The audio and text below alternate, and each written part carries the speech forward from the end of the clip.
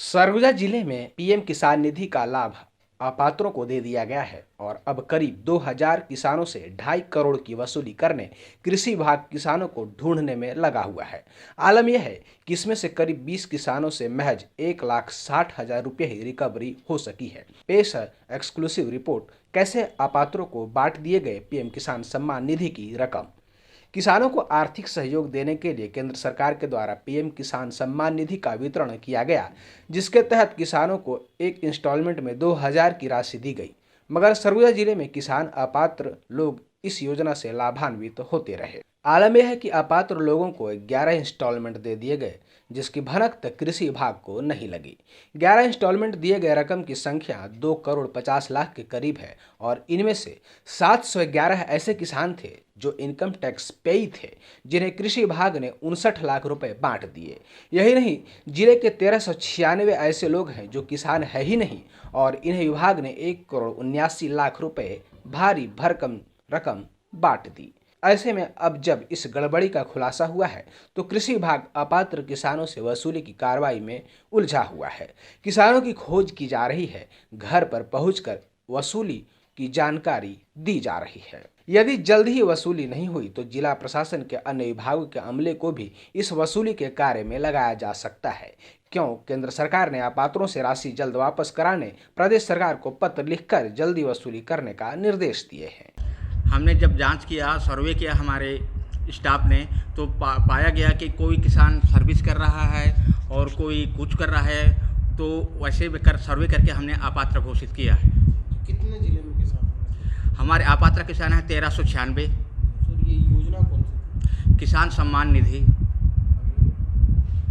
Sir, तो ये कितने अपात्र किसान हैं जिनको कितना पैसा वितरण किया गया है, उनसे वसूली कितना करना है और कितना वसूली हो? हमारे अपात्र किसानों को 1,89,88,000 पैसा मिल चुका है, उसमें से मात्र हमने 16,000 वसूली किया है। कितने अपात्र किसान? अपात्र किसान 1396। कितना इंस्टॉलमेंट मिल चुका है? 9,400 नहीं 9400 कितना लिखिए 9,494।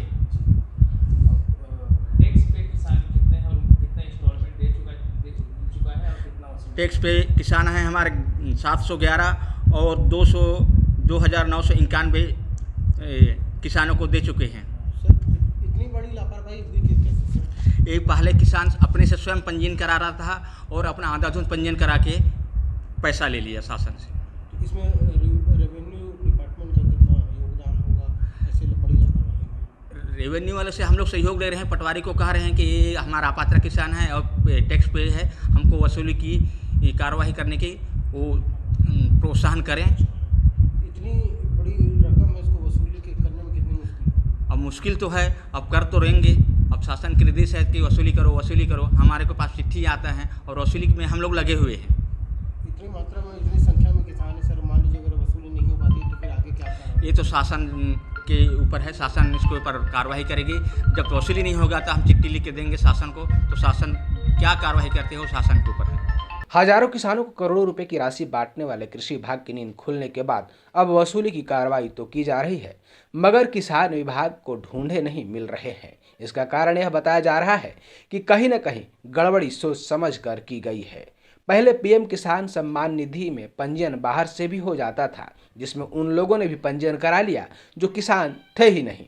इसके अलावा कई मामलों में किसान के अकाउंट नंबर को बदल दिया गया। ऐसे में अब कृषि विभाग अपात्र किसानों की तलाश कर रहा है, मगर अब तक विभाग महज 1,60,000 रुपए की वसूली कर पाया है और शेष वसूली हो भी पाएगी या नहीं, इस पर संशय बरकरार है। पीएम किसान सम्मान निधि के जरिए किसानों की माली हालात में सुधार करना था, मगर सरगुजा जिले में अपात्रों ने अपने रकम में इजाफा कर लिया।